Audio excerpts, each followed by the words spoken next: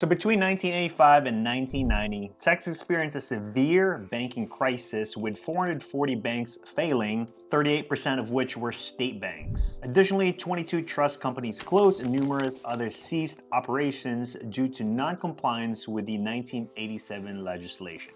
This financial upheaval left so many businesses in jeopardy, facing unprecedented challenges. During this turmoil, Tillman Fertitta, a budding entrepreneur, faced significant obstacles. Instead of giving into the pressure, he chose to persevere, adapting his strategies to navigate the unstable economic landscape. His resilience during this period is a testament to the importance of perseverance in business and leads to his success. Hey friends, welcome back to the channel. In this video, we're gonna go over the book by Tillman Fertitta called Shut Up and Listen, Hard Truths About Business That Will Help You Succeed. If you want to succeed in business, right, you want to learn from the best, like Tillman right over here. Think about it. If you want to learn how to play piano, for example, you want to learn from a teacher that has been teaching for 10 plus years or even longer, has been playing piano for their own entire life, and they have a set of students that has been through their process, which are, pretty good piano players. So when it comes to learning business, what's a better way to go over the lessons from this book? Shut Up and Listen, Hard Truths in Business, because if you didn't know, Tillman is a business mogul. He owns pretty much a bunch of hotels and casinos in Las Vegas, and he also owns the NBA's Houston Rockets. And yeah, I read this book before I had my Amazon business, and now, which I have my Amazon business, so this book really changed my business forever. So number one is keep on punching. So with the bank crisis, Tillman really went through a lot, and that was such a huge lesson for him. So in the book, he really breaks it down. Even though things can look rough, doesn't look good at all, continue to remain open and be in business. Unless people come on knocking on your door, you have the rights to continue in your business, because that can mean the difference between extinction or being able to outlast your competition long before they had given up already. And on top of it, he suggests that you adapt to change, or being able to be flexible of what the current circumstance, because that whatever happened with the bank crisis was in the past, and now you need to move forward. And that's the same thing that aligns with what Charles Darwin says for the long time regarding evolution, right? Charles Darwin said it's not the strongest that survives, it's the one that learns how to adapt. And in the business world, it's literally the same thing. YouTube started off as a dating website. Look what they are now. They're the biggest platform out there. American Express was a mailing service. Now they're a finance credit card company. Facebook as well started as a dating website, turned to social media. Now it's called Meta. So being able to adapt, it shows you these examples that we can all relate to. And in details, during the 1980s, if you didn't know, Houston's one of the main oil hubs in the world. So a lot of business were tied regarding the oil. So that pretty much, was gone as well. So he learned a big lesson to being able to diversify in different types of business. And this is especially true on Amazon, especially this year, regarding with the brand restrictions, with the ungating process, with all the different changes, the shipping, complication, all that stuff. This is the time to be able to see this as a challenge, as an obstacle. And what we can do as Amazon sellers is to definitely stay on top of these ongoing changes and news going on. So number one, we have to make sure that our account health is on the green, no issues over there. If you do have issues, definitely take care of it. If you have any IP, any counterfeit, anything related to it, definitely take care of it, because if you don't have a healthy Amazon seller account, then you won't be able to sell anything. And number two, in terms of diversifying, we don't have to go deep in one product. Yes, even though it might sell you a lot, you don't know right now with the situation. So it's important to kind of spread your risk by different inventories, whether it's a different category, or if you're looking at variations, look at different colors, different sizes. Because as Tillman says in his book, the way to the top is almost never a straight, unbroken line. Success or the goals that we set, it'll take us, through a roller coaster, right? That's why I always say, enjoy the journey, even though sometimes we might not even enjoy the journey because of what's going on, right? But as we know, it's never gonna be a smooth road. AC/DC even wrote a song with it, it's a long way to the top if you wanna rock and roll. So definitely keep on punching. Number two lesson is don't ever lose the hunger. Oh gosh, Michael Jordan, the greatest that ever did it. In his Netflix documentary, Off the Last Dance, you really get to see him as a person and also how competitive of an athlete he is. But these are just like little glimpses of how competitive Michael really was. And on top of that, Michael's work ethic was just incredible. Plus he was putting 100% on everything. Like, you know, there was this famous flu game during the NBA championship where they were playing the Utah Jazz. He had the flu, but guess what? Michael had 38 points and they won the game. And Tillman really breaks it down how us, you know, business owners need to continue to have that hunger because, you know, it can be day in, day out, especially during the Q4 busy season where we're putting, you know, 10 hours, 12 hours, 14 hours, day after day, including the weekends. And of course, that can take a toll on you, especially, you know, the older you get. Got the gray hairs here, but anyways, you know, that's a really big point. Lessons used in this book is to quote unquote trick yourself to being poor. And the reason Tillman used being poor because the definition of success was about, you know, financial big numbers. At the end of the day, of course, not everything in life is about dollars.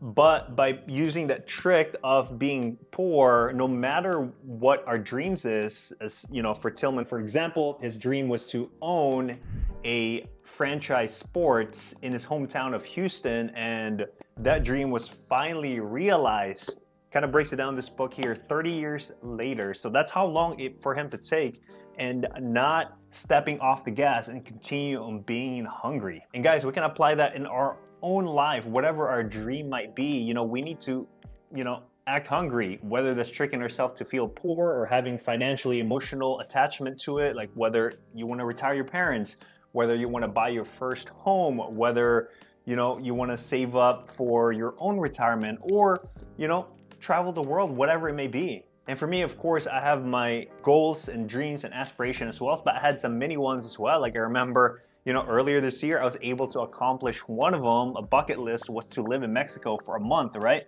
But this dream had started back in 2017, where I first visited Mexico because I really wanted life there, really experience the culture. But that didn't happen until 2024, so almost 7 years later. But, you know, it required sacrifice. When I first started Amazon back in 2021, I didn't take any vacations for 2 years, you guys, nothing. So being able to really do that and just being hungry of one part of the dream and excitement that I really wanted was just, it felt good. And guys, here's some actionable advice and tips that Tillman shared grinding in the book. Number one is you want to surround and work yourself with other business owners or people in general that have the same hunger as you.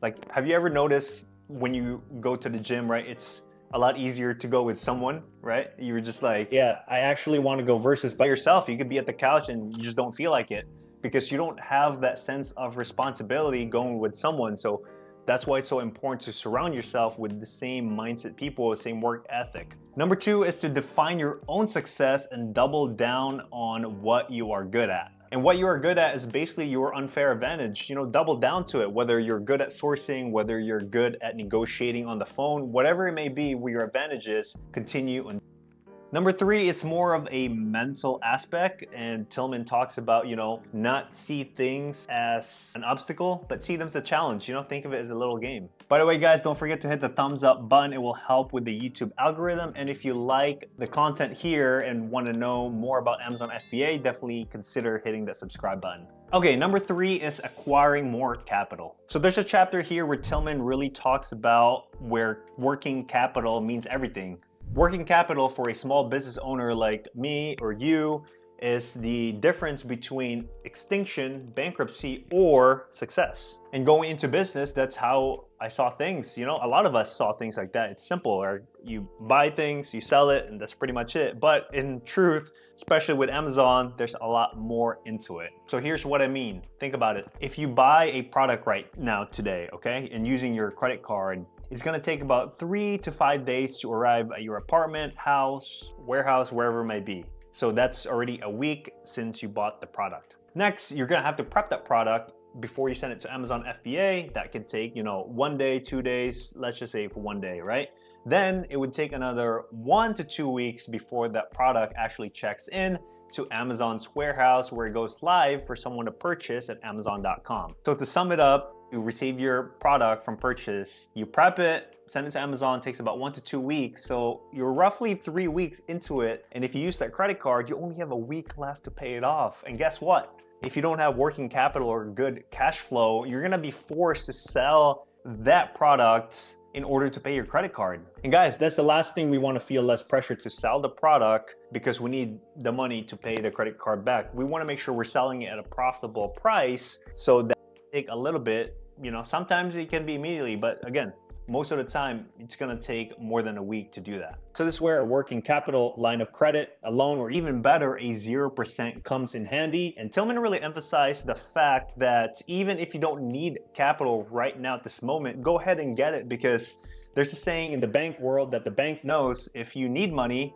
they're not gonna lend it to you. But if you don't need money at all, guess what? They're gonna come knocking. They're gonna send you mails, they're gonna send you emails to sign up for their credit card. They just know somehow. Definitely take advantage of the 0% credit cards. I've used it myself for so many years now that it just comes down to the point. If you are a brand new seller that don't have access to credit loans or, you know, long-term. And guys, my favorite 0% credit card is the Chase Ink business cards, because A, they give you such a huge credit limit, right? And B, you can have multiple Ink credit cards. If you didn't know that, Chase allows you to do that, right? You just have to apply every 4 or 5 months. Then at the end of it, if one of it can expire with the 0% and take the credit limit from that one card, move it to another one, pretty much merge it and still have that 0%.